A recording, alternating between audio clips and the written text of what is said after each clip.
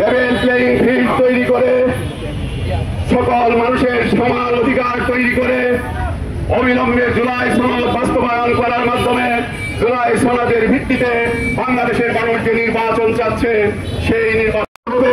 Level playing field তৈরি করতে হবে। সেই লেভেল প্লেইং ফিল্ড তৈরি করা ছাড়া বাংলাদেশে কোনো ইলেকশন হতে পারে না, বাংলাদেশে কোনো নির্বাচন হতে পারে না।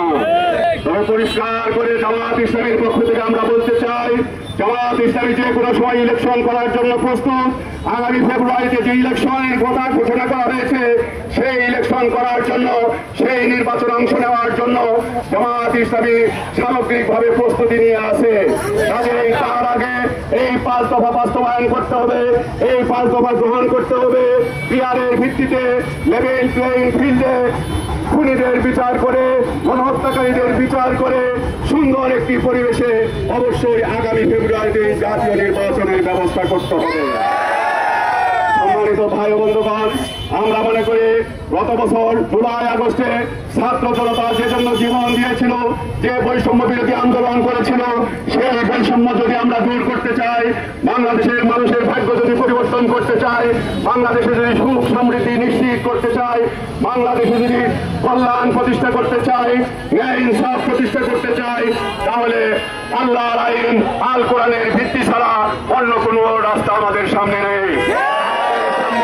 আমাদের মুক্তির জন্য, আমাদের কল্যাণের জন্য, আমাদের শান্তির জন্য, বাংলাদেশের সমৃদ্ধির জন্য আমাদের সামনে রাস্তা একটাই, সেটি হচ্ছে ইসলাম, ইসলাম এবং একমাত্র ইসলাম।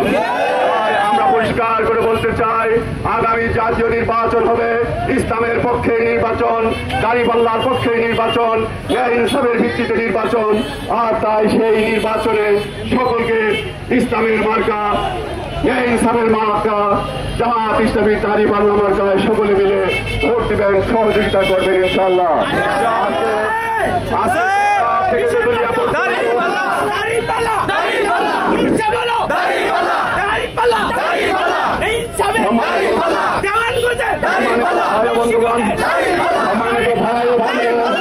সম্মানিত ভাই বোনেরা, আজকে টেকনাফ থেকে তেতুলিয়া পর্যন্ত সর্বত্র মানুষের মধ্যে প্রেরণার সৃষ্টি হয়েছে। সকল মানুষ ঐক্যবদ্ধ হয়েছে যে ন্যায় ইনসাফ প্রতিষ্ঠা করতে হলে সেই ফেসিবাদী আওয়ামী লীগ, সেই ফেসিবাদী শেখ হাসিনা সহ তার দোষরদের বিচার নিশ্চিত করতে হবে। তাদের বিচারের আগে, তাদেরকে শাস্তি দেওয়ার আগে বাংলাদেশের মানুষ কোন ধরনের ইলেকশন, কোন ধরনের ক্ষমতার পরিবর্তন হতে দেবে না, দেবে না। সম্মানিত ভাই বন্ধুগণ,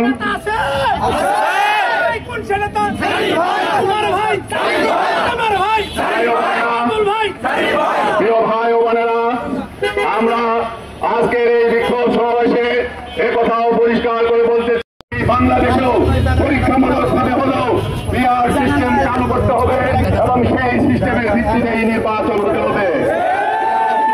নির্বাচন হয় তাহলে কারো ভোট নষ্ট হওয়ার সুযোগ নেই, সকল ভোটের মর্যাদা থাকবে, সকল ভোটের প্রতি সম্মান দেখানো হবে এবং একদলীয় শাসন, স্বৈর শাসন, ফেসিবাদী শাসন প্রতিষ্ঠিত হতে পারবে না।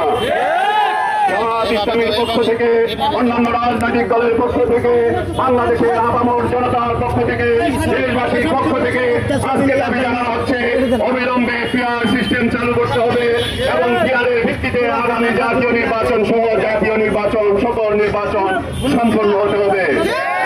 আজকে এখান থেকে পরিষ্কার করে বলতে চাই, অবিলম্বে পিআর সিস্টেম সহ আমরা যে 5 দফা দিয়েছি সেই 5 আরো পরিষ্কার দেখতে পাই যে কালো টাকার প্রভাবে এমন পরিস্থিতি তৈরি করা হয়েছে যে কালো টাকার প্রভাবে নির্বাচনকে কলুষিত করা হবে।